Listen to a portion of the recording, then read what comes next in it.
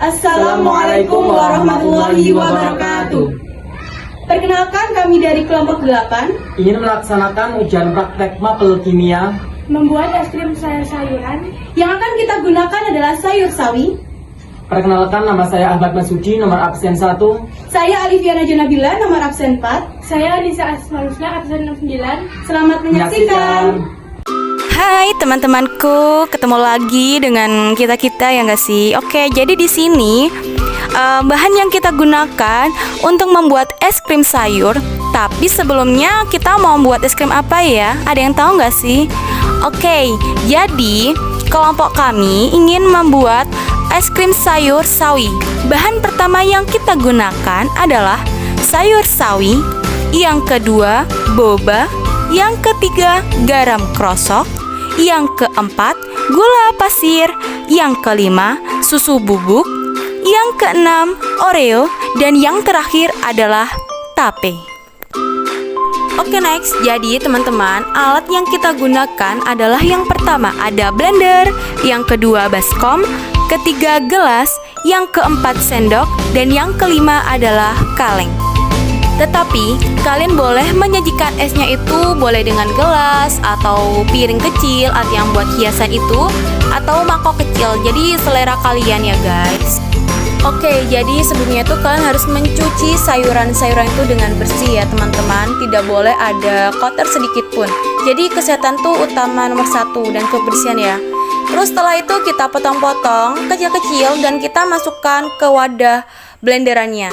Atau boleh ke wadah lainnya seperti baskom dan lain-lain, oke? Nah, sebelumnya nih aku kasih manfaat buat kalian. Apa sih manfaat sawi? Ada yang tahu nggak sih? Oke, jadi manfaat sawi untuk kesehatan. Yang pertama adalah mengandung antioksidan, menghambat kerusakan sel tubuh akibat radiasi bebas. Yang kedua, mencegah kolesterol. Yang ketiga, mencegah peradangan. Yang keempat, memperkuat tulang. Dan yang kelima adalah kaya vitamin A, C, dan K ataupun juga kaya akan serat. Selanjutnya, sawi yang udah kita potong-potong dan kita masukkan ke dalam blender, kita campurkan dengan tape 2-3 dan gula pasir 3-4 sendok makan, dan yang terakhir adalah kita menggunakan susu bubuk. Tapi sebelumnya kita menggunakan susu bubuk Denkau guys. Nah, di sini tuh susunya tuh terserah kalian, selera kalian mau menggunakan susu bubuk Denkau ataupun susu cair juga boleh ya guys. Jadi selera kalian aja deh. Oke, selanjutnya bahan-bahan yang udah kita masukkan ke dalam wadah blender akan kita blender selama 2-3 menit. Kalau bahan-bahan yang kita blender sudah tercampur dengan merata, selanjutnya kita tuangkan atau pindahkan ke dalam toples kaleng. Nah, di sini kalian boleh ya, terserah kalian mau menggunakan toples kaleng apa. Tapi kita menggunakan toples kaleng kongguan. Setelah kita tuangkan ke dalam toples kongguan, kita aduk-aduk sampai merata. Nah, ini udah jadi nih guys, udah kelihatan kental-kental gimana gitu, kayaknya enak banget ya.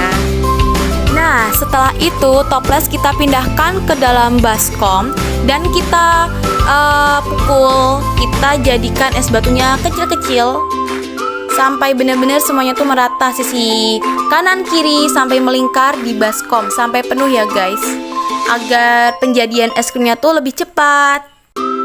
Nah, oke guys, jadi sebelumnya itu kita campuri dengan garam krosok. Setelah itu kita putari garam krosoknya di bagian pinggir dan selanjutnya kita putar-putar. Oh ya guys, sebelumnya kalian udah tahu belum sih apa akibat dari proses adonan ini? Nah, jadi akibat adonan es krim membeku dengan titik beku beberapa derajat di bawah titik beku air murni loh. Ketika air dicampur garam, es mencair dan terlarut membentuk air garam serta menurunkan temperaturnya. Proses pengguncangan selama proses bertujuan untuk memperkecil ukuran kristal es yang terbentuk agar es krim semakin lembat dan untuk menghasilkan busa yang seragam atau homogen. Kalian udah tahu belum sih apa itu sifat koligatif larutan? Jadi sifat koligatif larutan adalah sifat larutan yang hanya dipengaruhi oleh jumlah partikel zat terlarut di dalam larutan. Nah, pencampuran itu mendapat panas dari adonan es krim, maka hasilnya adalah es krim padat dan lezat siap dihidangkan.